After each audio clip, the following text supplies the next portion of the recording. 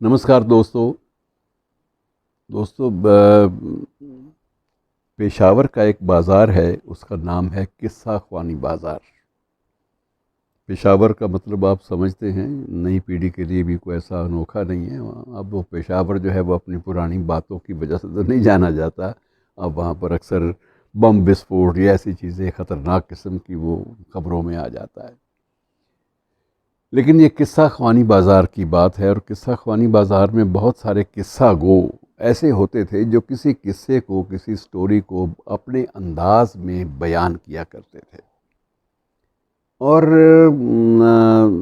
इसी किस्सा गोई के हवाले से मैं आपको एक बात बताना चाहता हूँ कि हमारे एक अभिनेता, कालजयी अभिनेता हम उन्हें कहते हैं, उनका भी ताल्लुक़ रहा है। वो भी सबसे बड़े अपने वक्त के ख़ासकर पेशावरी अंदाज में किस्सा गोई करने के बारे में बहुत मशहूर थे, और वो थे दिलीप कुमार साहब। तो दिलीप कुमार साहब को एक कुशल अभिनेता के अलावा उनको ये भी कहा जाता है कि वो शायद अ, उस फिल्मी दुनिया के शायद एकमात्र ऐसे किस्सा गो थे जो जब भी कुछ बयान करना शुरू करते थे, अदर दैन फिल्मों के अलावा, तो वो एक बड़ी खूबसूरत लहजे में अपनी ऐसी अंदाज से बयान करते थे कि दूसरे आदमी को बांध के रख लेते थे।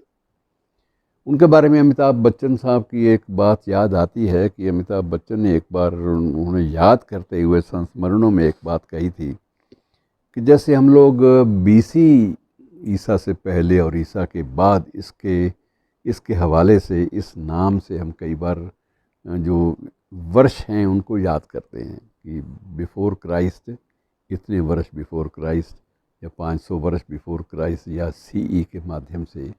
तो हम लोग ईसा से पहले और ईसा के बाद इन दो हिस्सों में काल खंड को, इतिहास को बांट लेते हैं। वैसे ही जब फिल्मों की बात होगी, या किस्सा गोई की बात होगी, या अदबी रुझानों की बात होगी फिल्मों के क्षेत्र में, तब बिफोर दिलीप कुमार और आफ्टर दिलीप कुमार, ये दो हिस्सों में से बांटा जाएगा।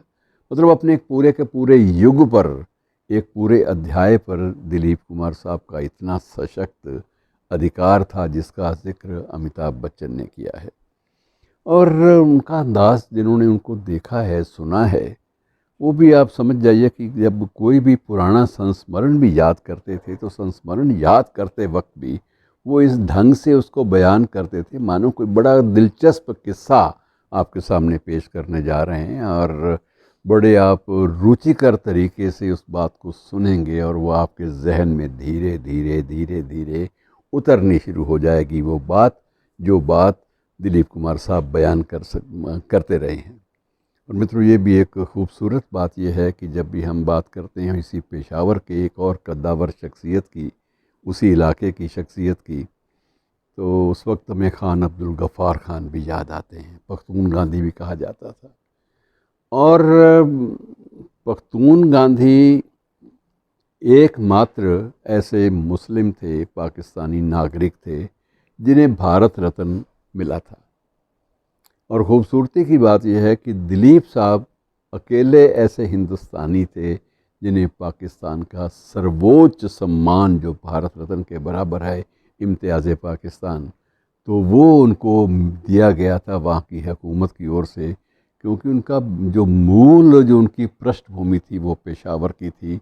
और पेशावर में ये भी पहली बार हुआ कि दिलीप कुमार साहब जिस घर में पैदा हुए थे, उस घर को राष्ट्रीय धरोहर के रूप में वहाँ की आर्कियोलॉजी वालों ने संजो कर रख लिया, और उसको अधिग्रहण किया गया बाकायदा।